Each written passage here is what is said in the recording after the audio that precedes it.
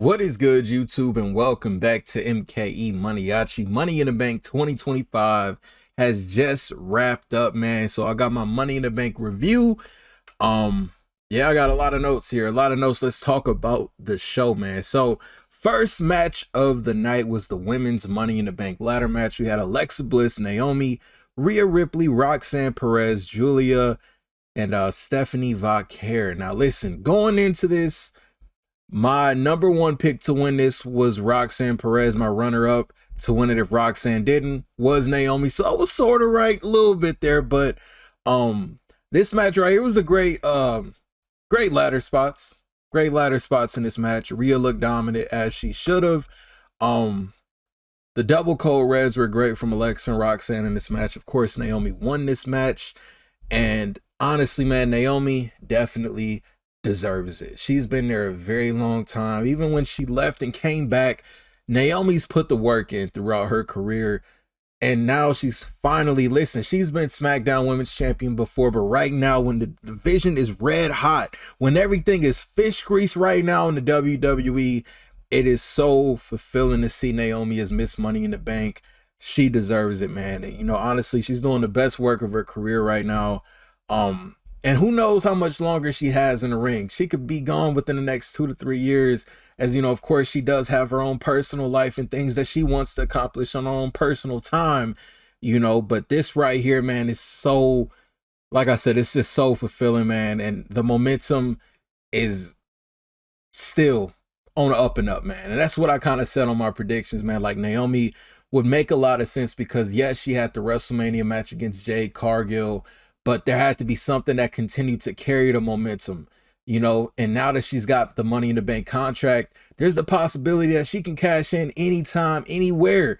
We don't know when Naomi's going to cash in, and every single winner of the women's Money in the Bank briefcase has cashed it in successfully. And I expect Naomi to continue that tradition. Now, as far as what's next for Naomi, I do expect her and Bianca to start a feud this summer, possibly at the Evolution 2 event. Maybe it's SummerSlam, but for me, I would, if I had to put a time on when I can see Naomi cashing in the women's Money in the Bank briefcase, maybe sometime closer to WrestleMania 42, and we possibly get Naomi versus Jade versus Bianca in a triple threat match for WrestleMania 42. That seems more like a possibility now, man. But either way, it's inevitable in my personal opinion. Naomi's going to become women's champion once again, and damn it, she deserves it, man. Congratulations, Naomi, on that win. So next up, we had the Intercontinental Championship match. Dominic Mysterio defended against Octagon Jr. Of course, this match was announced. Dominic put out the challenge on the AAA show that happened earlier in the day, so this was kind of last minute, but it ended up happening though. My personal opinion, bro, Octagon's fun to watch. I never watched him wrestle before, but he was pretty fun to watch. My only thing about this match is that it was way too quick. It was way too short. Of course, Dom was taunting, you know, Triple H's champion and the guys in the audience and stuff like that, man. But this match was definitely a very short match. And yeah, I mean, it was really wasn't nothing else about it. Octagon was fun to watch. We got some lucha style in there as well. Of course, they're still building this inevitable Dom versus Finn feud, which I expect to happen around SummerSlam time, Dom versus Finn. But at least we're getting more Intercontinental Championship matches on PLEs, man. Let's keep this going. Let's keep it going. Keep the defenses going. Up next, speaking of the Intercontinental title, let's shift gears to the women's division. We had Lyra Valkyria versus Becky Lynch, and Becky Lynch defeated Lyra Valkyria to win her first ever women's Intercontinental Championship, adding to that already Hall of Fame resume that Becky has, man. So this was another great showing for Lyra. She looked great in this match. Of course, we got the rewind truth chance. That's what I got in my notes as well. So the deal was with Becky winning, she would have to have her hand held up from Lyra Valkyria. She did that. She even put the title around Becky's waist. She then hit her with some German. So I don't expect this feud to be over just yet. I expect Lyra to get another rematch clause. I mean, she was the first ever women's IC champ. She already got a win over Becky. Becky got the best of her this time. Let's settle it once and for all in some type of stipulation. Now, I do expect Becky to keep this championship for just a little while longer, and it's only a matter of time before Bayley comes back. I thought Bayley was going to come back tonight, just like I thought she was going to come back at Backlash. Didn't happen. Didn't happen, but I always trust this method to the madness. Bayley's going to be back a lot sooner rather than later, and with Evolution coming up, Evolution 2, coming up, I can see it happening there, and maybe that's when we get Becky versus Bayley, either there or SummerSlam. Next up, we had the men's Money in the Bank ladder match. Andrade versus Seth Rollins versus LA Knight versus Solo Sikoa versus Penta versus El Grande Americano. This match, honestly, man, I put in my notes, this should have been the main event after this match ended. I put this in my notes, specifically uppercase all of this too. This should have been the main event. This was a very fun match. Some spots that I liked, Mexican Destroyer from Penta on the ladder to Andrade was pretty cool. I put that damn fireball ladder in my notes as well. Of course, the fans have been very vocal. Slim Jim being on the tables now. We got a fireball ladder, and it was, of course, showcased the most in this match. Oh, man, the damn fireball ladder. Let's see, another great spot. Grande Americano scaling ladders to LA Knight, dropping a... Okay, yeah, when he climbed up the ladder, and LA Knight ended up dropping Americano, that sequence was pretty cool. So then Seth Rollins calls out Braun and Bronson. They come out, they lay everybody out but Solo Sikoa. Next thing you know, you got Jacob Fatu and JC Mateo on their way out. Now we got this standoff, man. Everything just goes down. JC gets speared through. Listen, man, Jacob with that impressive Samoan drop on Bronson Reed. And I kind of noticed, maybe I'm kind of reading too much into it, but I noticed on SmackDown when they had the face off between both sides, Jacob was across from Braun, and then Bronson was across from JC Mateo. This time, they kind of kept Jacob Fatu and Braun Breaker away from each other. Maybe that could be on purpose. Maybe I'm reading a little too much into that. But of course, you tell me, and I'm telling you that's a future WrestleMania main event. May not be next year, but one of these years to come, Braun and Jacob, oh yeah, that's going to be the feud to carry the company to the next generation, man. But anyway, so all this goes down, and it looks like Solo has an opening to get the briefcase. Jacob's even helping him, and I gotta salute Solo because this comedy, Solo is hilarious when you really think about it. You look at his mannerisms, everything he's been doing, you know, mocking everybody, man. It's incredibly funny, man. Solo is comedy act, man. But he had the opening. Jacob even set the letter up for him, and we all saw it coming.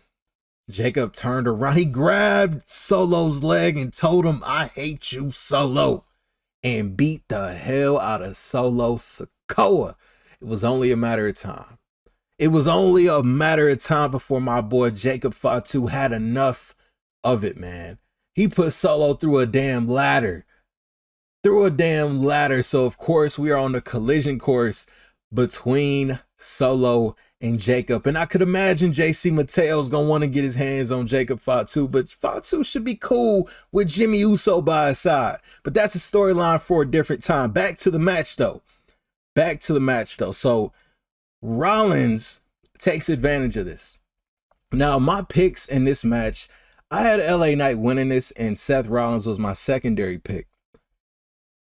But Rollins scales the ladder. And I'm thinking, okay, CM Punk's going to come out. Punk's not just going to let Seth Rollins grab this brief. There's no way. Punk didn't come out. LA Knight starts going up the ladder. Okay, I'm like, okay, LA Knight's going to do it. Doesn't happen. Seth just wins it. It wins it. Now, initially, it just seemed a little too obvious. I'm like, nah, there's no way. Like, Seth is the obvious choice. I mean, he's been laying out everybody. He's got Bronson and Braun by his side. Like, of course, it's a little too obvious, but this makes sense storyline-wise. Now, grand scheme of things, like I said, it makes sense storyline-wise, Seth has this new faction. They're the most talked about thing going on in WWE right now. But they did on SmackDown, laying everybody out. Listen, I get it. But just like Rhea, I don't think Seth really needs the Money in the Bank briefcase, honestly. But it does add to the possibilities of what Seth can do with the briefcase, especially now being in this team right now. You got two enforcers and the mind of Paul Heyman by your side. Listen, Seth was very calculated when he cashed in Money in the Bank 10 years ago. Imagine just how much more calculated he is now. It's only a matter of time. Seth is going to definitely have a successful cash in, man. So, you know, he cashed in at WrestleMania last time. He can do it again. He can do it again, man. But the possibilities are there. I can't really tell you. I honestly, like, part of me thinks he could cash in this Monday on Raw during the Jey Uso and Gunther match. Maybe he waits till SummerSlam, or maybe he waits until WrestleMania 42. Who knows?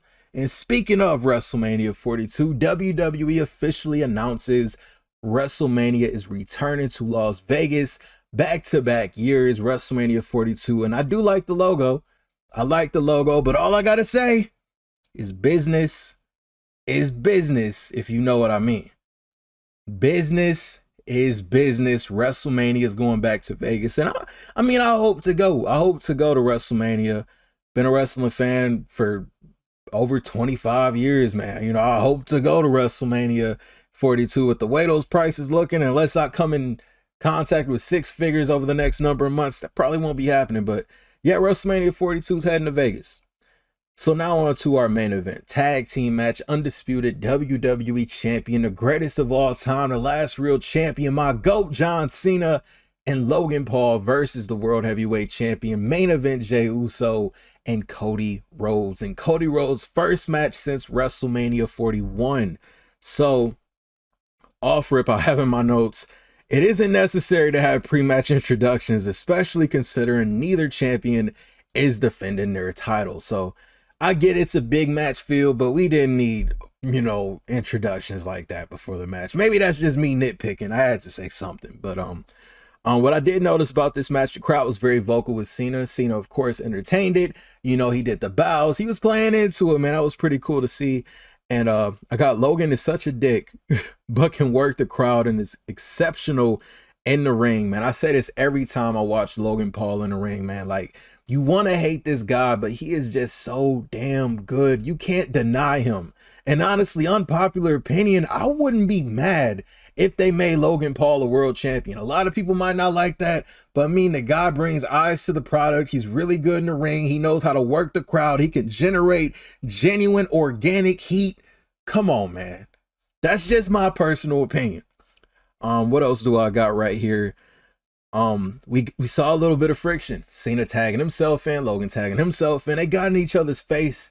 And throughout this match, Jay pretty much, hey, he ran the gauntlet for this match for his team, man. But once he got a hold of Cody Rhodes, of course, we knew the hot tag was imminent. It was going to happen. And as soon as Logan and Cena get in each other's face, that's when it happens, man. So chaos ended up breaking out, man. The drone got involved. It was a pretty cool shot to see a superplex from the drone's view and an Uso splash from the drone's view as well, man. That was pretty cool. I like that drone aspect that Logan's doing too. Let's see, man. But that was cool. But Logan had a probably one of the biggest spots of this match. That moonsault from the ring all the way through the announce table on Jey Uso was seamless, man. That was incredible, amazing. So John Cena gets the belt, clocks Cody Rhodes on the head. I'm like, yeah. Even though I had Cody and Jey to win this match, I'm like, oh man, Cena's gonna steal it again. And the next thing you know, he gets speared by this individual hooded up. And immediately I'm like, that's R-Truth. Immediately I'm saying to myself, that's R-Truth. Grabs the title, bam, right off the head of Cena. He takes that off, man. Listen, it is R-Truth. He is back in the WWE. Cody Rhodes takes advantage and pins the WWE champion. R-Truth is back. Now, I just watched the press conference, and a reporter asked about R-Truth and whether he was really released from WWE this week or not. Triple H, all Triple H said was it's all a part of the show. So maybe this was a work the whole time. I don't know. Maybe it was some contract disputes. They figured it out, saw R-Truth is still an integral part of the company. They want to keep him, as they should. R-Truth is that guy. Now, where do we go from here? As we head into, I believe, Crown Jewel is next. Night of Champions in Saudi Arabia is next. I do expect we get Cody Rhodes versus John Cena in a WrestleMania 41 rematch. Of course, we got the King and Queen of the Rings. Your boy will be going to SmackDown June 20th, as they will be coming to Michigan. Me heading out to Grand Rapids for that one. But R-Truth, so where do we go with R-Truth, man? He looked a little more serious. This reminded me of 2011 R-Truth. He looked a little more serious, a little more out for vengeance on John Cena, man. So I expect R-Truth to play a very pivotal role in whatever is next for John Cena, whether it's his match against Cody Rhodes and Truth is a special ref or whatever. Yeah, Truth is back, man. Money in the Bank overall wasn't a bad show. Exciting matches. I say my least favorite moment of the night was probably the men's Intercontinental Championship match. Like I said, it could have been a little bit longer, but man, everything else spot on, man. Incredible, man. I can't complain about it, man. I enjoyed the show. Let me know what you think about it, man. Sound off in the comment section down below. If you are new to the channel, hit that subscribe button for your boy, man. It's MANIACI. I'm out.